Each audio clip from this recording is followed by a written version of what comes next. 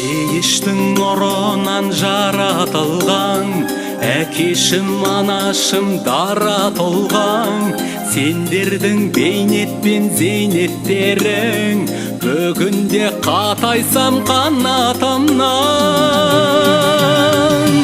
Көбейсін немере шөберелер, кеңейсін әрдайым керегелер. Әкешім анашым сендер барда ұрпағың